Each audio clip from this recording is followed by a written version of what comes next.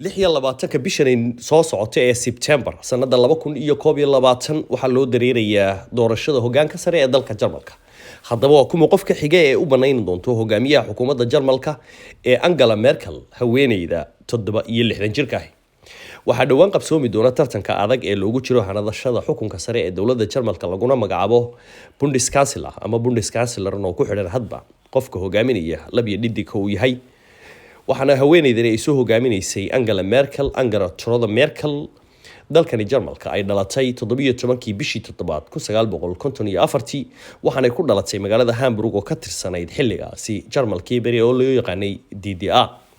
dalkani Jarmalka oo xilka hogaamintiisa haysay ilaa iyo sanadii 2005 bishii 12 haweeneydan 67 jirka ah ayaa hab furfuran ku maamuleysay dalkani ilaa markii ay xilka u sareeyay qabatay waxaana lagu xusaa inay ahayd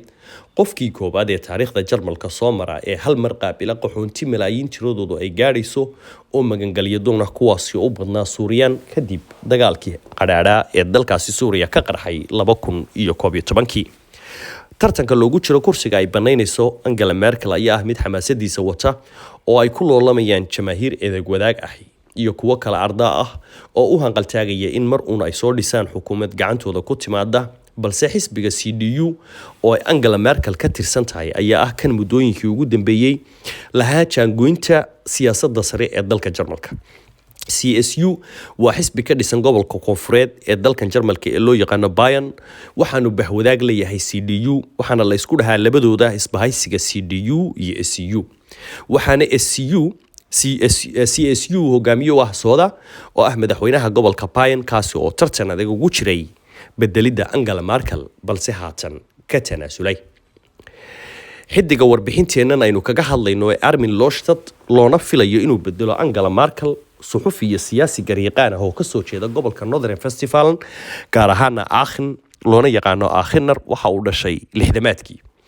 ama aynu nidhaahna 18 February 1961 waxa uu ku dhashay Purshid oo ah xaafad ka tirsan magaalada Aachen. waxa uu wax ka bartay kana baxay jaamacadaha waaweyn ee shuruucda lagu barto ee ku yaala gobolada Bayern iyo Northern Westfalen. waxaanu bartay sharciga kadib waxa uu ka shaqo bilaabay telefishin ku yaala gobolka Bayern magaalada madaxdiisu ay tahay Bayern Munich isagoo markii dambena noqday tafatiraha jireed kiniisadeed oo ku taala magaaladii uu ku dhashay Aachen laguna magacaabi jiray Kirchentagszeitung.